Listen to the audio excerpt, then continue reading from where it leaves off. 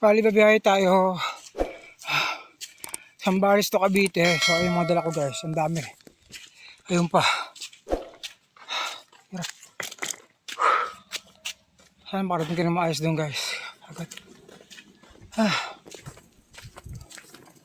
Grabe init.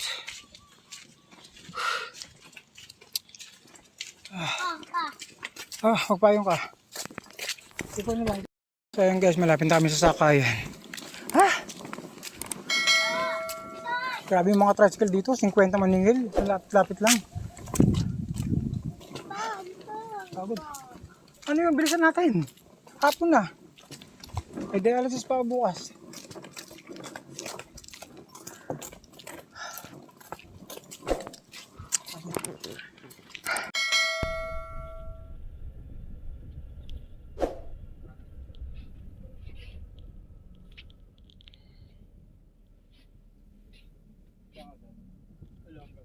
So dito guys ay papunta na kami ng Olongapo. So medyo traffic din yung dinaanan namin dito. At ayan, nakatulog na nga siya dahil sa sobrang pagod.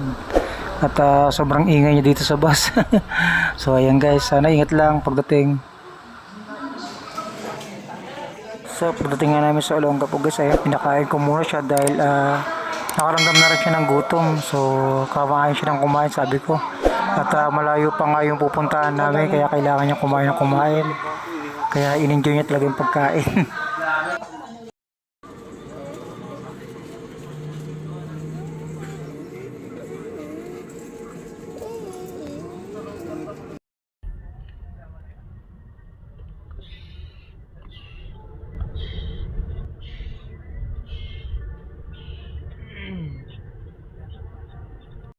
Nandito na kami sa Pasay. Pasay na kami guys. Pasiwa na.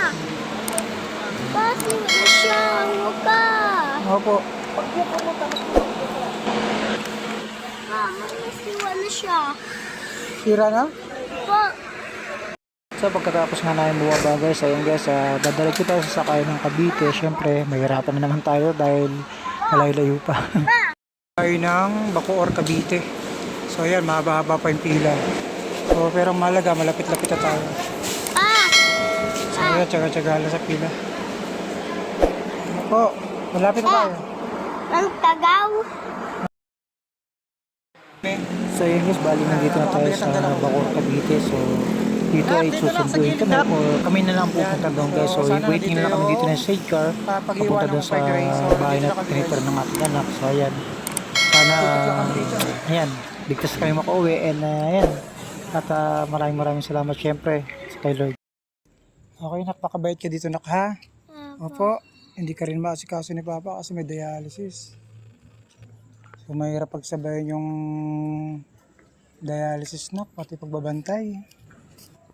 So ayan, dito tayo sa Cavite guys. So hintay tayo ng sasakyang sidecar para may hatid na natin siya. So tingnan natin doon guys, baka may sidecar doon. Medyo malayo lang bahay niya, ayan. So kumain muna ako dito ng ilang pinaganda ni Ate Grace. Ayan, yung bukado, saging. So ayan, papaalam na ako sa kanya guys. Snack, babay na. Bye. So ayan din po yung pamangkin ko guys, si Jeremy. Ayan.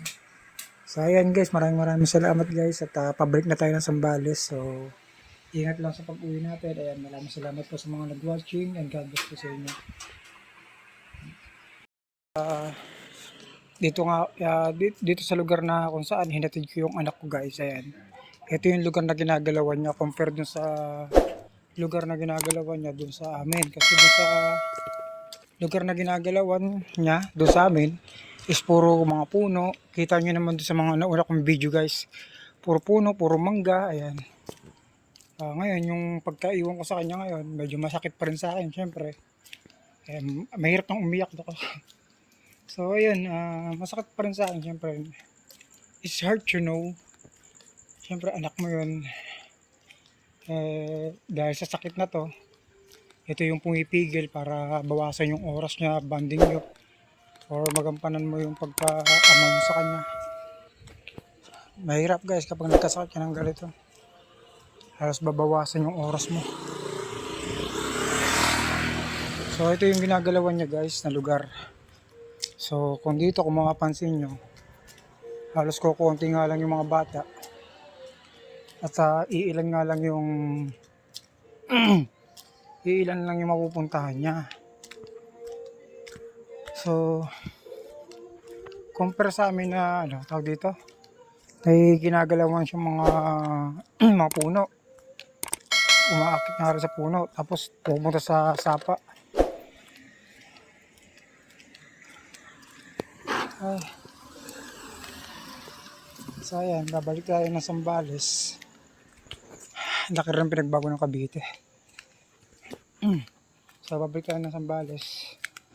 So makaka-uwi siguro tayo or makakarating tayo doon, madaling araw na.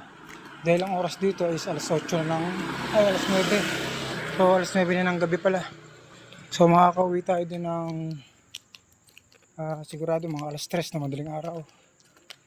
Tapos gigising ka na naman ng alas 8 dahil may dialysis. Parang umikot lang ako. Oh, naligaw pa ako sa lugar na to. Parang umikot lang pala ako. So ayan, umikot lang tayo guys. Pero okay na, practice na lang. So ayan guys, hanggang dito na muna yung aking content. And syempre God bless sa inyo muli. Nagpapasalamat ako sa mga followers natin, sa subscriber. Ayan. At harapin natin ulit yung panibagong buhay. Ay.